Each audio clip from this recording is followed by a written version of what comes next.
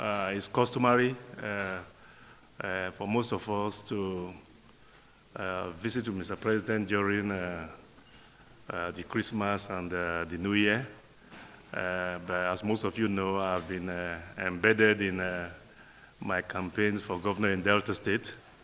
And as a consequence of that, I was not able to make the visits, and also because of the Christmas celebration, I had to dash into the US for a couple of days, and I'm back, and I thought before commencing the second round of my campaigns, I should stop by and visit Mr. President. That principally is what brought me in addition to discussions of issues of national affairs.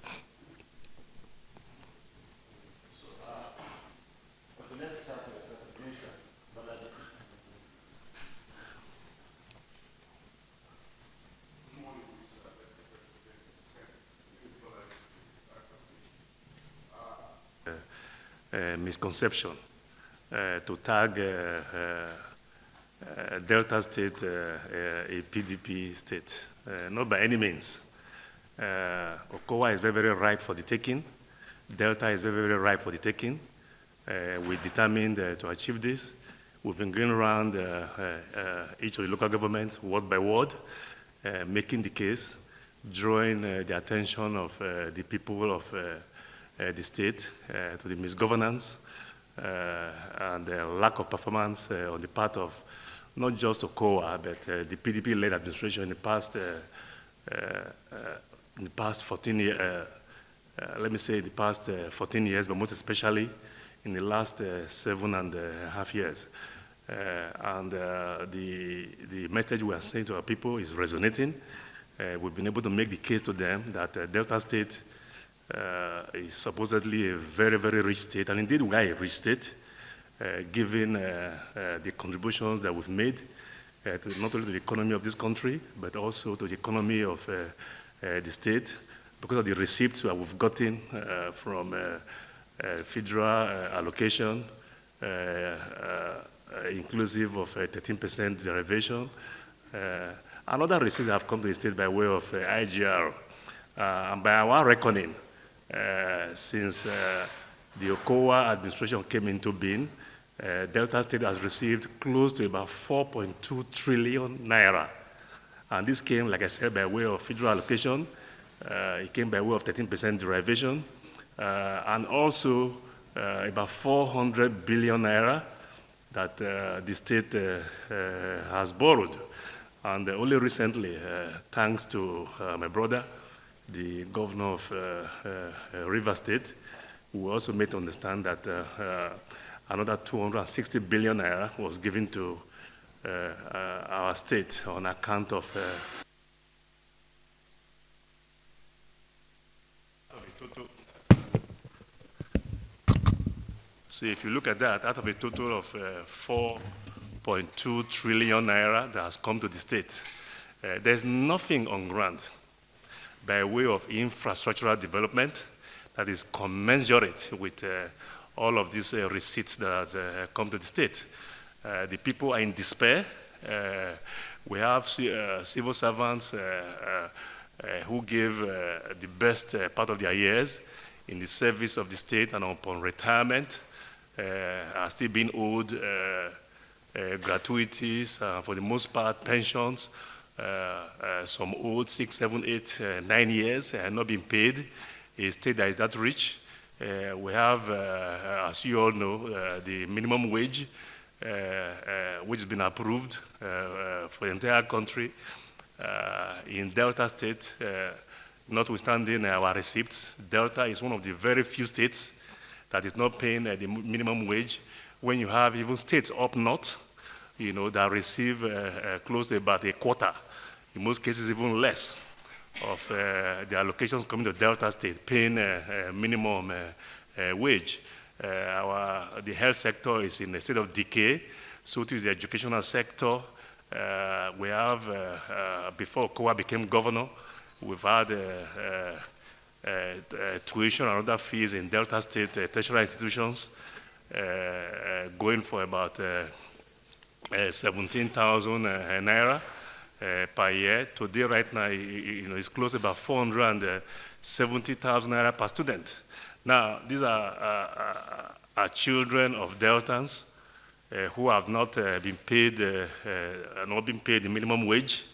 These are children of retirees who are not being paid their pensions, but yet are supposed to fork up some money, these additional increases to pay this tuition for their children.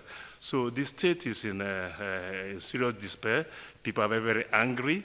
They're in a hurry to kick out this government. And on top of that, there's also this issue of equity. People are very, very, we are gentlemen. We are very, very gentle people. Our word is our bond in Delta State. We are equitable. We fight for equity for all. And it is the position of Deltans, and most especially, indeed, the entire southern Nigeria, that given the fact that we have supported Mr. President Muhammadu Buhari for president for the past 8 years, it is only fair, just, and equitable that the next president should come from southern Nigeria. And it may also interest you that Okowa, as the chairman of the Governors Forum in the South-South, was one of those who led this charge and met in Asaba, where the case was made and the position was taken, and a communique was signed to the effect that at the expiration of the tenure of Mr. President from northern Nigeria, the next president must come from the south. And that position of the governors was equally supported by Mr. President himself, Muhammadu Buhari. Our president supported the same position. And then we're also lucky to have had the support of the governors of northern Nigeria, most especially of the APC extraction. I believe about 16 or 17 of them all came together and approved the same position taken by the governors of southern Nigeria. So to the chagrin and disappointment of many at home, Okowa has betrayed that cause by selling away our right to the presidency and instead going for a meager office of vice president at the time when the entire country is offering us the presidency. So our people are not taking this treachery, kindly, and they're determined to punish Okowa. So our prospects are very, very bright. In addition to what we offer, we want to change the narrative in the state. We have our own agenda, a plan, a manifesto with Christian the Edge agenda. In that agenda, we've taken a look at the challenges facing the state, most importantly, the issue of unemployment. We've had our children that have graduated from school, some 6, 7, 8, 9 years without employment opportunities, despite the monies that have come to the state. So we've decided to focus on job creation for our people, inclusive of empowerment of our people by way of employment, and then also trying to create opportunities for our women and our children by empowering them to set up their own businesses to keep their families together. And like I said, the same manifesto also addresses the issue of infrastructural decay. If you go to Delta State today, there is no road, no single road that is a new road that was constructed by Okowa as a governor. The last set of roads we have in Delta State were constructed by Governor James Ibori. Since that time, not a single new road, either by Governor Odwan or by Governor Okowa. All he's been doing is patches using mushroom companies to do patches, remedial works on some of these roads, which after 3-4 months, gets washed away by the rains. So we're determined to arrest this infrastructural decay, by making this a priority in the next government, which we have provided for in our manifesto. But most importantly, the issue of enduring peace and security, which is another plank in the manifesto, is one we intend to focus on. Because at the end of the day, for us to be able to have all of these jobs created, to have companies that have left the state, come back to the state, to set up and help create employment opportunities for our people, we need to create an enduring peaceful environment for them. We have states that have invested so much in security, most especially, I don't mention names, but we have some states that have taken security as a priority, did the requisite investment, and they are getting, those efforts are yielding results. So we intend to do the same, put in the requisite investment so that those companies that left can come back there and help us to create employment opportunities for people. I'll take further questions.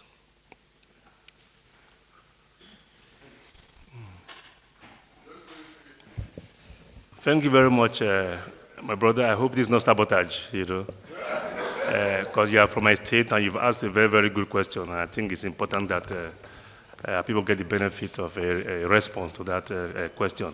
Yes, I am the Deputy Senate President, and I have my daytime job here in the National Assembly.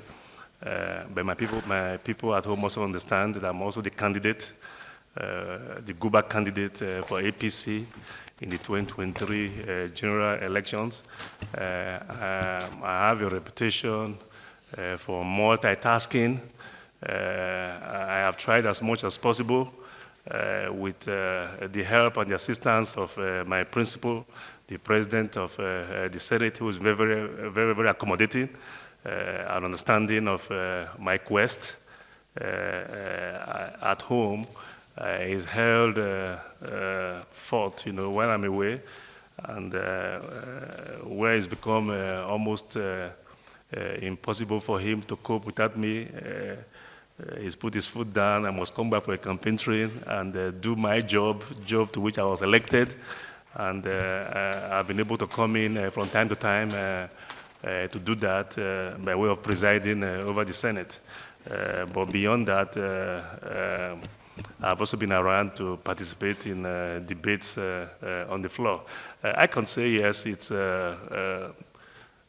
no problem. I've been able to combine both assignments with my campaigns.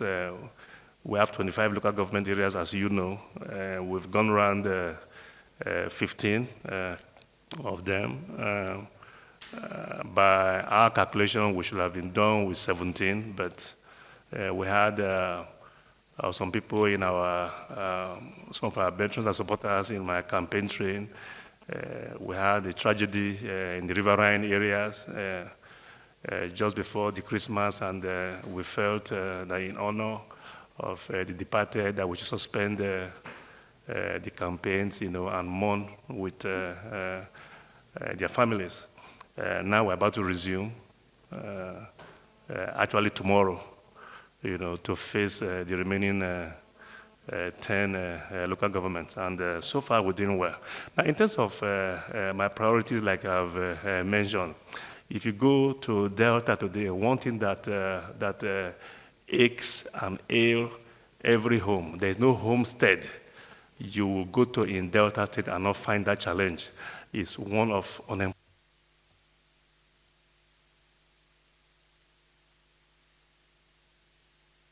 So like I said, in response to that question, if you go to Delta State today, there is no homestead where you will not meet a child who has gone to school, well-educated, graduated 6, 7, 8, 9 years ago, who is unemployed.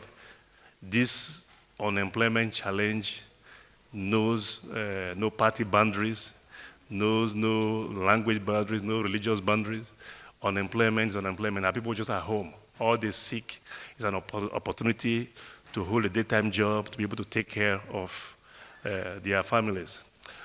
So we're making this a priority through that plank of our manifesto, which is the employment and the empowerment of our people. Now, how do we intend to do this? I must make clear, we have a clear understanding that government really does not create jobs, should not really be in the business of creating jobs, but should be in the business of creating the enabling environment for jobs to be created. Now, in the past, we've had so many companies in the state that when the economy was booming, gave employment opportunities to our people, but most of these companies, for one reason or the other, but for the most part, citing security concerns, have moved away from the state to other states, and whether contributing so much to the IGRO and other revenue sources of those states. So we're asking ourselves, what do we do, to attract them, to bring them back to Delta State? We intend to address this issue of security. Like I said, it's a matter of political will. Should you decide to make the appropriate and requisite investment in that sector, there's no reason why we should not be able to attract these companies to come back. Like I said, we have a few states for security reasons. I won't mention them, but these are issues that have become privileged. They have privileged access because of my office in our interaction with the security agencies. I got to know what those security devices are, how expensive they are, and what states have decided to make the investments, and the results, that has yielded from those investments.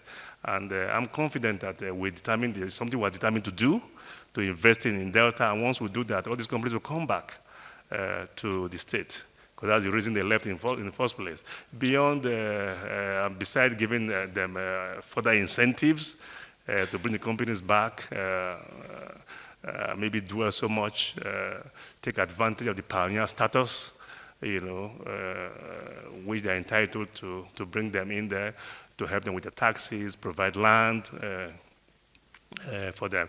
Basically, ease of doing business, make it easier for them to come to the state, make it more attractive. We have to give them reasons why it is better to come and do business as opposed to remaining in other states. So we're looking at that. And then two, we also have some of these companies that were there have shut down. Most of them are into the manufacturing sector. And the raw materials that they were using are still there.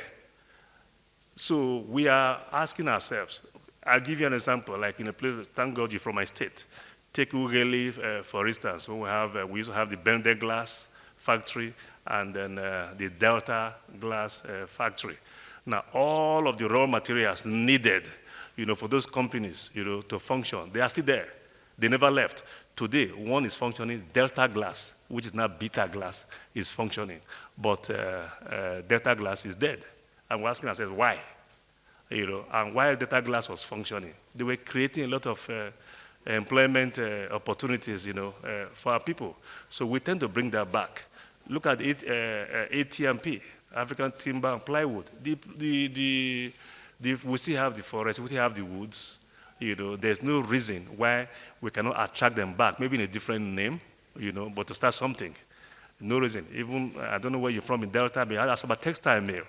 What happened? What happened? The curtains that is being grown here, right, is still there. It's still there. So it's just that it has not been a priority of government. But we want to make it a priority so that these companies can come back and set up and begin to assist in that endeavor. And then also in terms of infrastructural development, look at the roads, for instance. I keep giving an example. I was in Imo State, I believe about 4 months ago, where Mr. President was invited to commission, I think pretty much close about 50-kilometer road, that was constructed by my friend, the governor of Imo State, Governor Hope Uzodimma. It's a federal road, and I'm emphasizing that. It's a federal road. But the governor used the resources of the people of Imo State to do that road. Double carriageway, with street lighting, all through. And got the president to invite. And I heard him when he was remarking to Mr. President that this is a federal road. Ordinarily, it is the obligation of the federal government. But he also realized that the people who ply that roads, they are not federal officials from Abuja. There are citizens of, indigenous of Imo State who ply the roads. Likewise, we intend to do the same in Delta.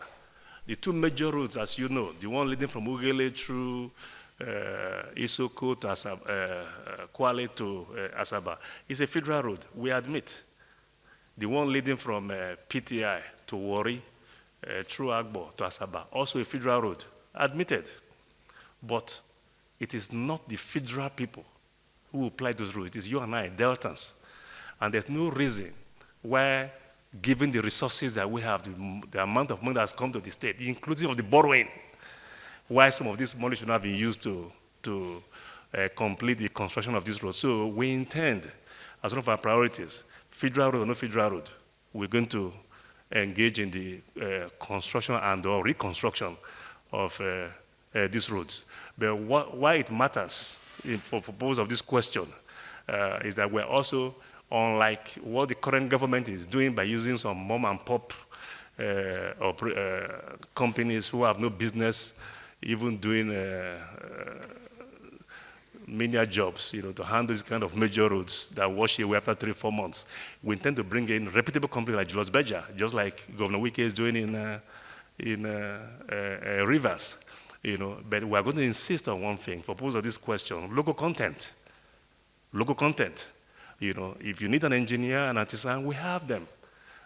Among these kids who have graduated from school, 6, 7, 8 years, they've graduated. They have the educational know-how. If you need an engineer amongst them, insisting on local content, you must give them priority. It's only when you demonstrate to us that the technical know-how and experience you require is not present locally, that's the only time we permit you to go outside. So that's another way of helping to address the employment and unemployment concerns. And like I said, our roads, our schools, our hospitals are in serious state of decay. So we're also going to be focusing on infrastructure. I was in the Riverine area campaigning not too long ago, and this is the breadbasket, so to speak, of this country. The bulk of the wealth of this country comes from that area. We're talking about the Ishekiri waterways and the Ijo waterways. That is where the bulk of the wealth of this country is produced. But when you go there, these people, they are basically existing. They're not living, but they produce the bulk of this wealth. You go there, imagine a woman, for instance, living in that community who is pregnant, goes into labor, complicated labor, and needs to get to the nearest hospital in Warri. If she's lucky, the speedboat that would take her to that hospital, it would take about 2.5 hours. That is if you are lucky to get a speedboat, immediately. Otherwise, if you're using the smaller ones, right, it will take you about 5 hours. Now, what happened to that woman in labor? Now, we have a medical doctor who is a governor. The one who was governor before him, also a medical doctor. And in this case, actually comes from that local government area, that terrain. And it beats me, frankly, why they've not been able to identify and handle some of these issues. So we intend to bring development as expensive as it is, and indeed it is expensive, no doubt, to these riverine communities by way of improvements in the health sector, making sure we provide, I won't say a glorified healthcare center, I won't accept that, but something meaningful, commensurate with the contributions of these people to the economy of the state. So we want to address the health sector, we want to address the educational sector. Some of you, if you go to most of the tertiary institutions we have in the state, even though they are state tertiary institutions, they are basically being run by TED Fund.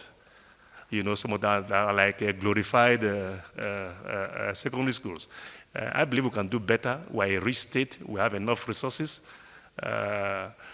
If the bulk of the money that the current governor is devoted to the funding of the Atiku Okowa campaign for president, if even ordinary 1/10 of that money is devoted to addressing this infrastructural decay in Delta, the state will be better off. Thank you.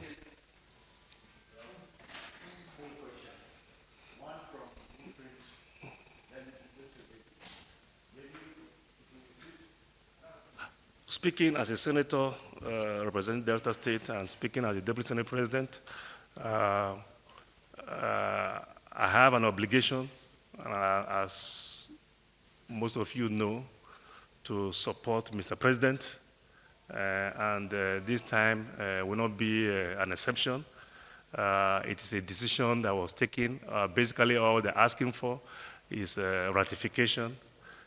These are monies that has been expended through legitimate means, using the Ways and Means device. There's no allegation of any wrongdoing here. Basically, any name you call it, they're asking for ratification of the decision has been taken for monies already legitimately expended. So Mr. President has my support, always had my support, and he has my support on this one. And I believe that majority of my colleagues, I do not speak for all of my colleagues, of course, but I believe that majority of my colleagues will support Mr. President and will give that support. Yes, sir. Yes.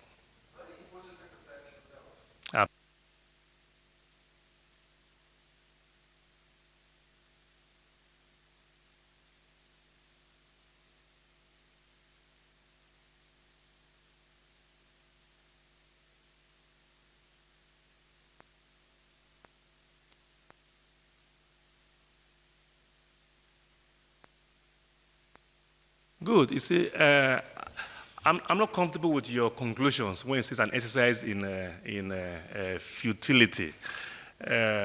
We have up to an inclusive of May 29, to round up and get these ratified bills across to Mr. President.